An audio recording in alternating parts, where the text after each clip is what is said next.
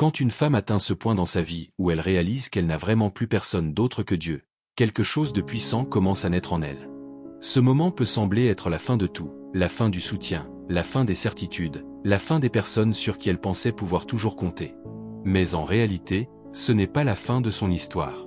C'est le lieu secret où Dieu commence sa transformation. Mais laisse-moi te poser une question très sincère.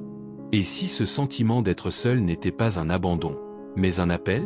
Et si ce silence autour de toi n'était pas un vide, mais un espace que Dieu est en train de créer pour te parler d'une manière que tu n'as jamais entendue auparavant?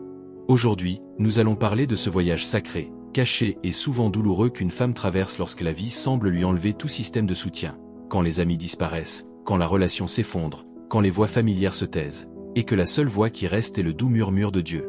Si tu vis cette saison en ce moment, reste bien jusqu'à la fin de cette vidéo. Parce qu'à l'intérieur de ce message, tu vas découvrir 3 vérités spirituelles puissantes qui expliquent pourquoi Dieu permet parfois cet isolement, et comment cette saison peut devenir le moment exact où ta destinée commence réellement. Ce que tu traverses n'est pas accidentel. Et ce n'est pas une punition. C'est une préparation. Car lorsque Dieu enlève certaines personnes de ta vie, ce n'est pas toujours pour te blesser. Parfois c'est simplement parce que ce qu'il s'apprête à faire en toi ne peut n'être que dans un endroit où lui seul a toute ton attention. Alors si tu as l'impression que ton monde est devenu silencieux, écoute bien ceci. Ton isolement n'est pas vide. C'est l'atelier secret où Dieu est en train de reconstruire ta vie. Et dans quelques instants, tu comprendras pourquoi certaines femmes doivent d'abord marcher seules avec Dieu, avant de devenir les femmes puissantes qu'il a destinées à changer des vies. Ton silence n'est pas perdu. Ta solitude est le sol où Dieu plante quelque chose d'éternel. Commençons. 1. Quand les gens partent, Dieu entre. Il y a des moments dans la vie d'une femme où Dieu permet à tous les autres de s'effacer en arrière-plan. Non pour la blesser, mais pour se faire de la place. Quand le téléphone cesse de sonner. Quand les nuits deviennent silencieuses. Quand ceux en qui elle avait confiance disparaissent soudainement. Elle entre dans un lieu sacré, car l'absence des gens est souvent l'invitation de Dieu. Paul a dit dans 2 Timothée 4, 16-17 que personne ne s'est tenu à ses côtés. Pourtant, le Seigneur l'a fait. C'est une révélation que toute femme choisie découvre. Quand tous les autres s'en vont, Dieu s'approche. Il n'est pas intimidé par sa solitude. Il l'utilise. Il laisse la foule partir pour qu'elle remarque enfin celui qui ne quitte jamais la pièce. Il laisse les gens la décevoir pour qu'elle apprenne enfin qui est fidèle. Ce n'est pas un abandon. C'est un alignement. Jésus accomplissait des miracles en public, mais il se préparait à son dessein en privé. Il fut affirmé dans les eaux du baptême, mais fortifié dans le désert. Et il en est ainsi pour elle. La femme que Dieu façonne doit passer par l'isolement avant de porter l'impartation. Son désert n'est pas un lieu de punition. C'est l'atelier de Dieu. 2.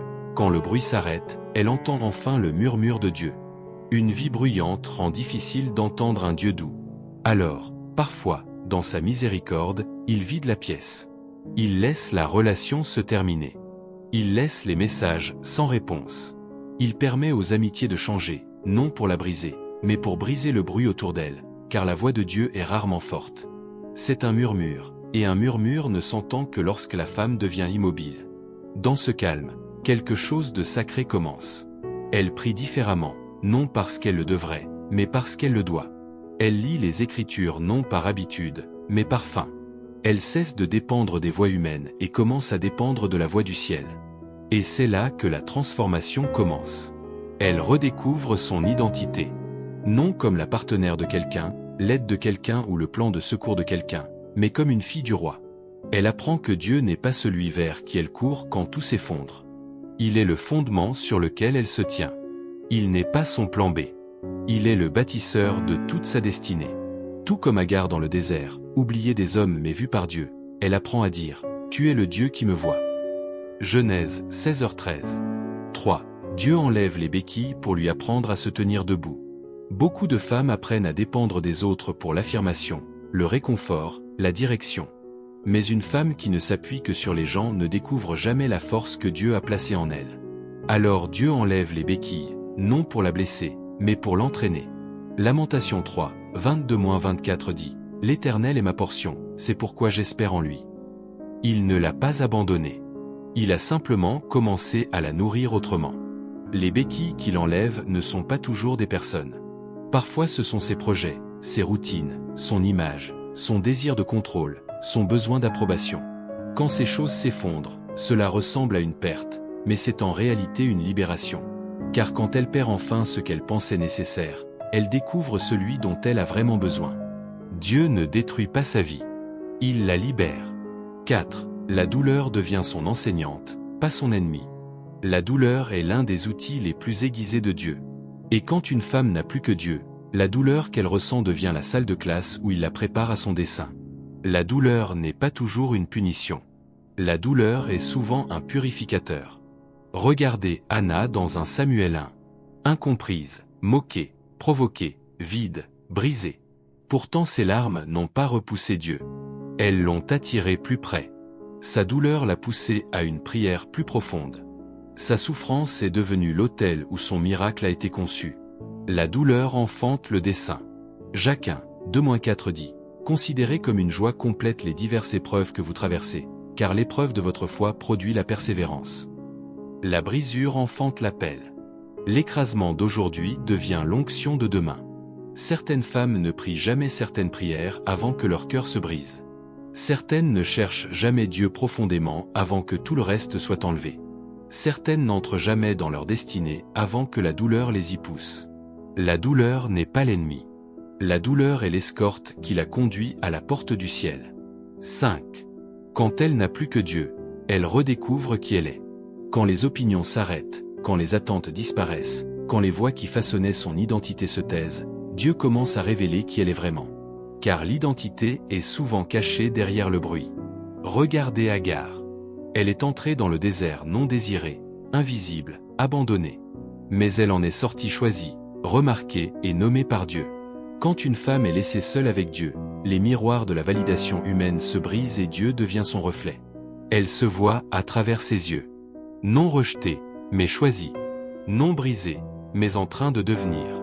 Non trop, mais faite pour beaucoup. Elle commence à fleurir dans le silence. Elle commence à reconnaître la guerrière en Déborah, la loyauté en Ruth, le courage en Esther, l'abandon en Marie.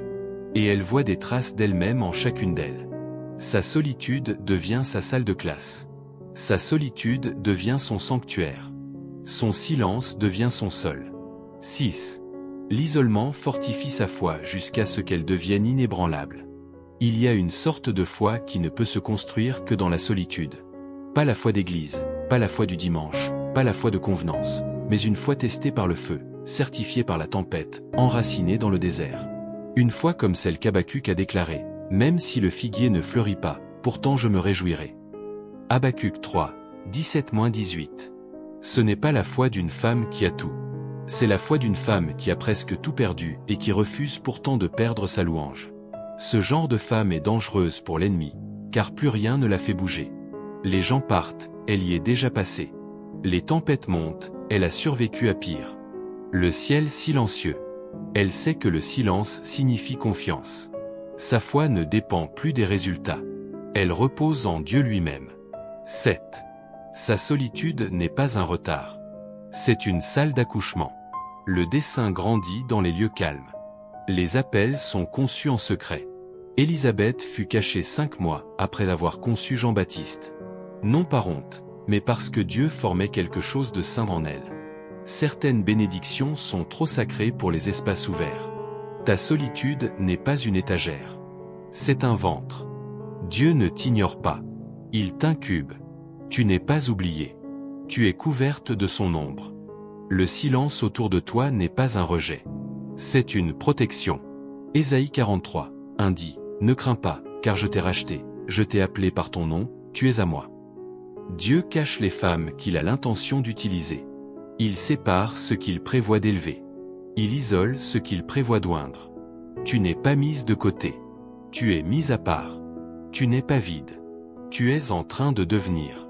Si tu t'es senti seul, si tu as pleuré en secret, si tu t'es demandé si Dieu te voit encore, ce message est ta réponse. Tu n'es pas en retard. Tu es en construction. Tu ne te brises pas. Tu deviens. Quand une femme n'a plus que Dieu, elle ne rétrécit pas. Elle se fortifie. Elle ne se perd pas. Elle s'aligne. Elle ne s'effondre pas. Elle tombe dans son dessein. Et quand elle émergera de cette saison cachée, Elle ne sera plus la même femme qui y est entrée. Elle sortira ointe, nommée, alignée et inarrêtable. Si cette parole a touché ton esprit, tape ceci en gras dans les commentaires. Je suis cachée, mais je suis sainte.